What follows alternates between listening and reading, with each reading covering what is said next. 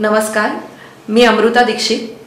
आम्ही ठाणेकर वृत्तवाहिनीमध्ये आपणा सर्वांचं स्वागत सादर करीत आहोत आतापर्यंतच्या ठळक घडामोडी.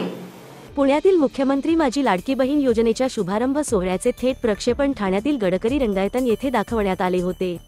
यावेळी आमदार संजय केळकर, निरंजन डावखरे, मुख्यमंत्री माझी लाडकी बहीण योजना अध्यक्ष राम रेपाळे, श्रीमती लता पाटील, सदस्य भरत चव्हाण, वनिता गोतपगार, अरुणा पेंढारे, सुवर्णा खिल्लारी, जिल्हाधिकारी अशोक शिनगारे, मुख्य कार्यकारी अधिकारी रोहन घुगे आदी मान्यवरांसह लाभार्थी महिला उपस्थित होत्या. महिला सक्षमीकरणासाठी ही योजना अत्यंत महत्त्वाची आहे अशी प्रतिक्रिया यावेळी आमदार निरंजन डावखरे यांनी दिली आहे. तसेच ही योजना क्रांतिकारी योजना आहे आणि ठाणे जिल्ह्यात रेकॉर्ड ब्रेक अर्ज दाखल करण्यात आले आहे व 3.5 लाख महिलांच्या खात्यात पैसे देखील जमा झाले आहेत. विरोधकांनी कधी काही दिले नाही म्हणून ते कोणता ना कोणता विषय काढतात. प्रत्येक ठिकाणी मतांचे गणित बांधायचे नसते अशी प्रतिक्रिया यावेळी आमदार संजय केळकर यांनी दिली आहे. आज महाराष्ट्राच्या संबंध जिल्ह्यामध्ये लाडकी बहीण योजनेचा शुभारंभ झालाय आणि ही एक मोठी क्रांतिकारी योजना असल्यामुळे आज ठाण्याच्या सभागृहामध्ये देखील मोठ्या संख्येने आमच्या या महिला भगिनी उपस्थित आहेत. जवळजवळ 5.5 लाख महिलांच्यापर्यंत ही योजना पोचलेली आहे आणि आमच्या प्रशासनाचं देखील मी मनापासून अभिनंदन करतो. निरनिराळ्या NGOजने देखील, राजकीय पक्षाच्या कार्यकर्त्यांनी देखील या लाडकी बहीण योजनेचे फॉर्म भरून घेतल्यामुळे रेकॉर्ड ब्रेक या जिल्ह्यामध्ये फॉर्म भरले गेलेत आणि 3.5 लाख महिलांना DBTच्या माध्यमातून त्यांच्या खात्यामध्ये देखील पैसे जमा झाले आणि त्याच्यामुळे ही अखंडित चालणारी योजना आहे. ही एक क्रांतिकारी योजना आहे आणि ही महिला सक्षमीकरणाची योजना आहे. महिलांच्या सुरक्षेबरोबरच सुविधा पण दिली पाहिजे, सेवेचं काम देखील केलं पाहिजे आणि सक्षम त्यांना केलं पाहिजे या भावनेतून ही योजना जी आहे ती महाराष्ट्रात आज जशी लॉन्चिंग त्याचं झालं आहे तसं ठाणे जिल्ह्यामध्ये देखील आम्ही सगळी मंडळी जी आहेत ही याच्यासाठी कटिबद्ध आहोत. विरोधकांनी कधी काही दिलेलं नाही आणि त्याच्यामुळे कुठले ना कुठले ते शोधत असतात कुठले काही मुद्दे ते आपण ऐकलेच आहेत. आता तर त्यांनी सांगितले की हे 2 महिनेच मिळणार आहे, परंतु माननीय मुख्यमंत्री, दोन्ही उपमुख्यमंत्र्यांनी विश्वास दिलेला आहे. विरोधकांचे ते जे काम ते करतायत हे एका दृष्टीने चुकीच्या पद्धतीने ते दिशाभूल करण्याचं काम करतायत. प्रत्येक ठिकाणी मतांचं गणित बांधायचं नसतं.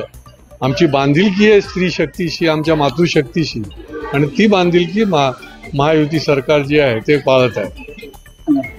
आपण बघितलं की राज्यामध्ये सगळ्याकडे लाडली बहीण योजना अतिशय यशस्वीपणे ही लागू झालेली आहे आणि त्याच्यामुळे गडकरी रंगायतनमध्येही मोठ्या संख्येमध्ये महिलांनी या इकडे एकत्र येऊन या योजनेचं स्वागत केले. राज्याची अतिशय महत्त्वाकांक्षी योजना आणि अतिशय यशस्वीरित्या ही योजना सगळ्या महिलांना सक्षम करण्यासाठी आणि त्यांच्या सक्षमीकरणासाठी ही योजना अतिशय कामात आहे. लाडकी बहीण बरोबर लाडकी भाऊ योजनेमध्ये स्टायपेंड दिला जाणार त्याबद्दल राज्य शासनाच्या ज्या महत्त्वाकांक्षी योजना आहेत त्याच्यामधली अजून एक योजना म्हणजे मुलांना स्टायपेंड देण्याची, म्हणजे कमवा आणि शिका किंवा शिका आणि कमवा या योजनेच्या अंतर्गत ही स्कीम लॉन्च केलेली आहे आणि याच्यामुळे निश्चितच मुलांना फार मोठा फायदा हा होणार आहे. राज्यस्तरीय मुख्यमंत्री माझी लाडकी बहीण या योजनेचा शुभारंभ आज पुण्यातून झाला आणि त्याचं थेट प्रक्षेपण गडकरी रंगायतनमधून आपल्या सगळ्या लाडक्या बहिणींनी बघितलेला आहे. आजच्या या प्रसंगी सन्माननीय लोकप्रतिनिधी महोदय, केळकर साहेब, डावखरे साहेब आणि सर्व समितीचे सन्माननीय सदस्य, अध्यक्ष महोदय उपस्थित आहेत. प्रशासन म्हणून या जिल्ह्यामध्ये ही योजना पूर्णत्वानं राबवणे हे आमच्यासमोरचं आव्हान आहे नव्हे, तो एक आमच्यासाठी आनंद आहे, आनंदाचा क्षण आहे. आमचं उद्दिष्ट मी माझ्या सहकाऱ्यांच्या सोबत हे निश्चितपणाने सांगू शकतो.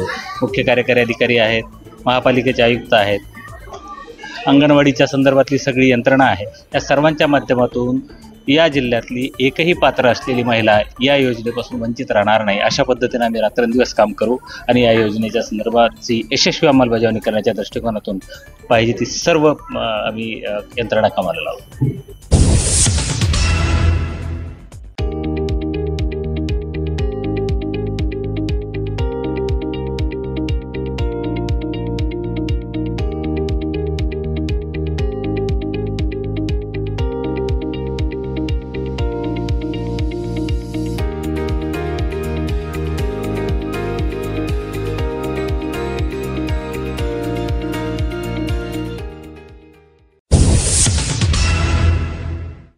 महाराष्ट्रातील भगिनींना आधार देणारी राज्य शासनाची मुख्यमंत्री माझी लाडकी बहीण योजना। या योजनेअंतर्गत अल्प उत्पन्न गटातील 21 ते 65 वयोगटाच्या भगिनींना मिळणार दरमहा 1500 रुपयांची मदत। अर्ज करण्यासाठी 31 ऑगस्ट 2024 पर्यंत मुदतवाढ। कुटुंबाचं वार्षिक उत्पन्न 2.5 लाख रुपयांपेक्षा कमी असलेल्या महिला पात्र। कुटुंबाकडे पिवळं किंवा केशरी रेशन कार्ड असल्यास उत्पन्नाचा दाखला आवश्यक नाही। पांढरं रेशन कार्ड असेल किंवा रेशन कार्ड नसेल तर कुटुंबाचं वार्षिक उत्पन्न 2.5 लाखांपेक्षा कमी असल्याचा दाखला आवश्यक। योजनेसाठीचा ऑनलाईन अर्ज नारी शक्ती दूत ॲप वरून किंवा पोर्टलवर भरता येईल। ज्या भगिनींना ऑनलाईन अर्ज भरता येत नसेल त्यांच्यासाठी अंगणवाडी, ग्रामपंचायत, वॉर्ड ऑफिस, सेतू सुविधा केंद्रामध्ये किंवा आशाताई बचत गटाच्या CRP यांची मदत उपलब्ध। आता आपल्याला अभिमानाने म्हणता येईल, सुखी आणि सुरक्षित आहे माझी लाडकी बहीण।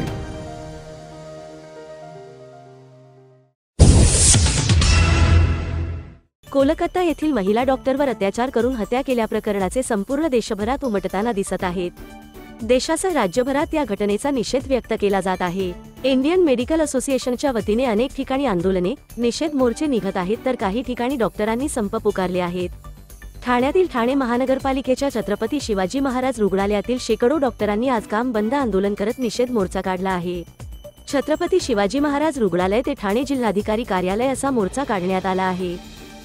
कलकत्त्याला जो इन्सिडेंट झालेला आहे तो अतिशय हिंसक इन्सिडेंट झालेला आहे आणि नुसतं आतापर्यंत डॉक्टरवरती हल्ले व्हायचे, आम्ही इंज्युअर व्हायचो, तुम्ही बरेचसे फोटो बघितले असेल, रक्तबंबाळ झालेले डॉक्टर, परंतु आता एका लेडी डॉक्टरवर हल्ला झाला आहे। नुसता हल्ला नाही झाला तर रेप सुद्धा करण्यात आलेला आहे आणि ब्रुटली रेप करून तिला मर्डर करण्यात आलेला आहे।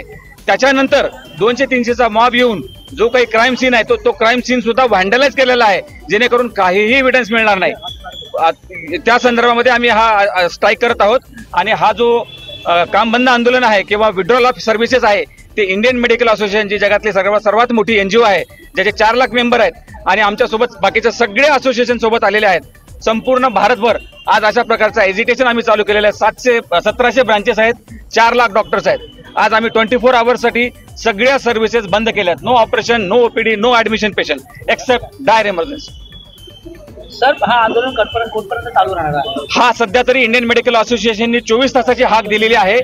आज सकाळी शनिवारी 6 वाजल्यापासून उद्या सकाळी 6 वाजेपर्यंत आम्ही सगळ्या सर्व्हिसेस बंद केलेल्या आहेत। एवढंच नाही तर सगळे मेडिकल कॉलेज, जेवढे काही गव्हर्नमेंट आणि प्रायव्हेट मेडिकल कॉलेज आहेत ते सुद्धा आज बंद आहेत। इथे डॉक्टरांची जी असोसिएशन आहे, ज्युनियर डॉक्टरांची, जी सतत आंदोलन करत असते, खरं म्हणजे यांच्यावर नेहमी हल्ले होतात आणि आज त्यांना प्रोटेक्ट करण्यासाठी आज आम्ही रस्त्यावर उतरलेलो आहे।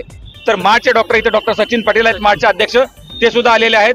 इंटर्न्स, टीचर्स जे मेडिकल कॉलेजमध्ये शिकवतात ते सुद्धा आणि बाकीचे नॉन ॲलोपॅथिक डॉक्टर असोसिएशन जेवढे आहेत, निमा, TDMP वगैरे सगळे डॉक्टर सुद्धा आज रस्त्यावरती उतरले आहेत। सर, गव्हर्नमेंटकडे काय मागणी आहे? गव्हर्नमेंटकडे आमची साधी मागणी आहे, जी विक्टिम आहे तिला न्याय मिळायला पाहिजे। जो काही एव्हिडन्स डिस्ट्रॉय केला गेलेला आहे तर तिला न्याय मिळायला पाहिजे।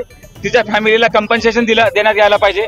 जे कल्प्रिट आहेत त्याला फाशीची शिक्षा व्हायला हवी आणि अशा प्रकारचे हल्ले आता आम्ही खपून घेणार नाही। सेंट्रल गव्हर्नमेंटने आता वेळ आलेली आहे, त्यांनी ऐकायला हवं। नाही ऐकायला आलं तर याच्या पुढे जे एज्युकेशन आहे ते आम्ही फार स्ट्रॉंग करू, सगळ्या सर्व्हिसेस पूर्ण भारतभर बंद करू। आमची central act against violence against health care and doctors ही मागणी आहे, ती मागणी आता मान्य झाली पाहिजे। इमर्जन्सी एखादा सिरियस पेशंट आल्याच्या नंतर जर आपल्याला वाटतं की हा फार सिरियस पेशंट आहे तर आम्ही त्याला इमिडिएटली आमच्यातले काही डॉक्टर मूव्ह करून ट्रीटमेंट करण्याचा प्रयत्न करू, जेणेकरून कुठल्याही नागरिकाचा जीव नाही गेला पाहिजे। सर, हिंदी में जाना चाहिए।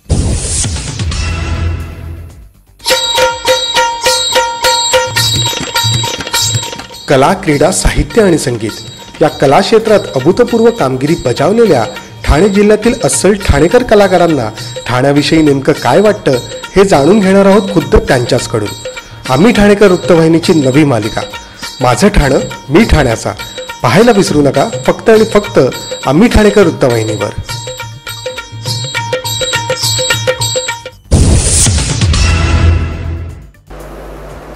आता मी ठाण्यात 1970 साली आलो, म्हटलं 43 वर्ष राहिलो, ते सुद्धा अगदी ठाण्याच्या मध्यभागी, त्यावेळेला तो मध्यभाग होता चरई, आज मध्यभाग सरकून मला असं वाटतं वसंत विहारकडे सरकला असेल।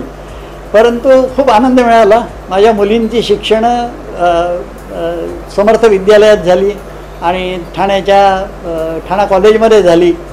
त्या ग्रॅज्युएट होऊन त्यांचे संसार चालू झाले आता आम्ही दोघंजणं सेवानिवृत्त आयुष्य कोलशेत रोडला एका नवीन सोसायटीमध्ये जागा घेतली आणि तिथे आनंदात व्यतीत करतो आहे आणि निसर्गाचा आनंद घेता घेता हे निवृत्तीचं जीवन मजेमध्ये घालवतो आहे. ठाण्यामध्ये गडकरी रंगायतन ह्याचा जवळजवळ आम्ही लाईफ मेंबरशिप झाल्यासारखे प्रत्येक नाटकाला पूर्वी धावत होतो, तराईमध्ये होतो. हल्ली ते लांब झाल्यामुळे आम्हाला जाणं जमत नाही, परंतु स्विमिंग पूल स्टेडियमवरती काही कार्यक्रम बघायला जायला आवडायचं. आणि ठाण्यात काही बागा चांगल्या झाल्या, तलावांची सुधारणा व्हायला पाहिजे तेवढी अजून झालेली नाही, ती होण्याच्या मार्गावर आहे. असंच ठाणं वाढत राहणार आहे, वाढत राहावं. सगळ्यांनी ते महापालिकेचं सहकार्य करून ते स्वच्छ ठेवायचा प्रयत्न करून सुंदर ठाणं म्हणून जे बक्षीस एका काळी मिळवलं होतं ते परत एकदा मिळवण्याकरता आपलं ठाणं आपण परत सुंदर करूया.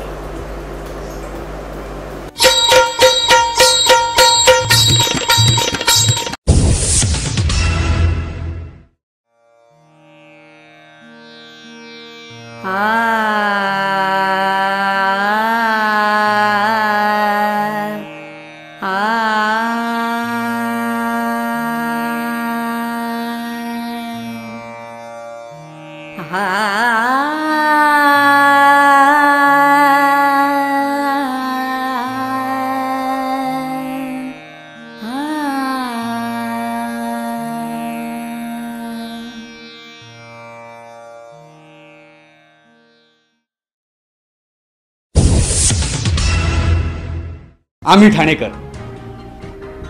आम्ही ठाणेकर, आम्ही ठाणेकर, आम्ही ठाणेकर. होय, ठाण्यात आम्हाला अभिमान आहे आणि होय आम्ही ठाणेकर.